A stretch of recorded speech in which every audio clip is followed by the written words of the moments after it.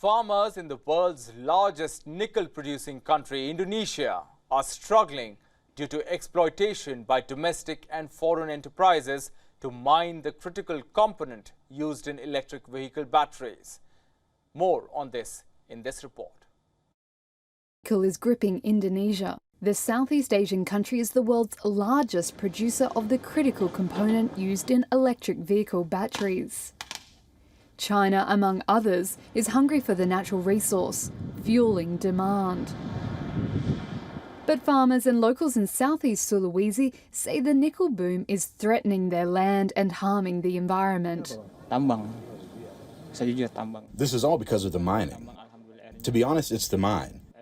In the past, when there were no mines, the waters were not like this. It was so clean, we could bathe and fish. Now we can't. Contaminated soil from nickel mines brought down the hills by rain has turned coastal waters into a red sludge. Up there are the mines. Down here, the mud is all over the sea. Now where can we go? How can we survive for the economy and children's education? The parents today are already struggling. What can we expect for the next generation, given the current condition of the surrounding environment? Activists are sounding the alarm, documenting damage to the environment that also affects local livelihoods.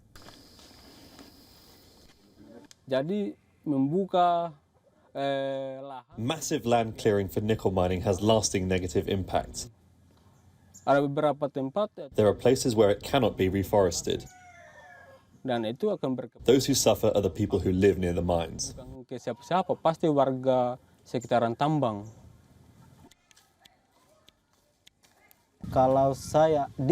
If I keep quiet, then I'll be letting our future and our children's futures be destroyed.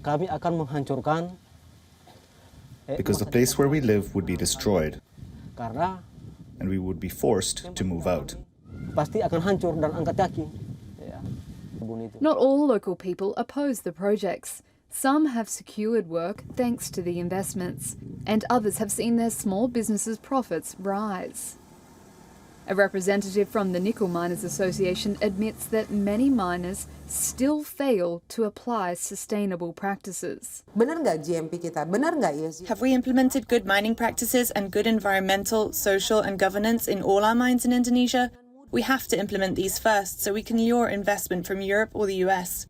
The main producers of batteries and EV are from Europe and the US, but why haven't they invested? For your information, some investors have repeatedly conducted due diligence in Indonesia. On Indonesia's WION Island, women farmers are taking up machetes and patrolling their land. Nickel miner PT-GKP, owned by one of Indonesia's wealthiest families, has 2 concessions on WION, totalling 1,800 hectares. But islanders said it is trying to expand further, with employees repeatedly approaching them for land talks that they never asked for. Local farmer Royani had hundreds of her family's spice trees cleared by an Indonesian firm in January. I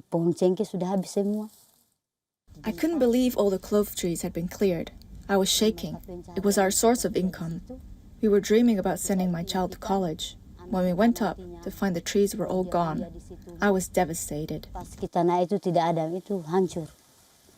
PT-GKP, the Indonesian Ministry of Energy and Mineral Resources, and the local energy agency in southeast Sulawesi all declined to comment for this story. What the villagers in WION have been doing, especially the women, is actually the duty of the state, which has neglected its mandate and responsibility in protecting its people in WION. Drawn by Indonesia's vast natural resources, investors continue to pour in. Government data shows Chinese firms pumped $8.2 billion into the country last year, more than double the 2021 figure. Indonesia's nickel exports totaled $1.28 billion in 2021. Meanwhile, in WION, around a dozen villagers take turns keeping watch over their land. Clove trees are all we have. I want to send my child to college, but now where can I get the money from? In Masolo, most of the parents who sent their children to universities earn the money from farming. Nickel is only for the miners. We don't get the benefit. We'll suffer losses instead. Malah kita yang rugi.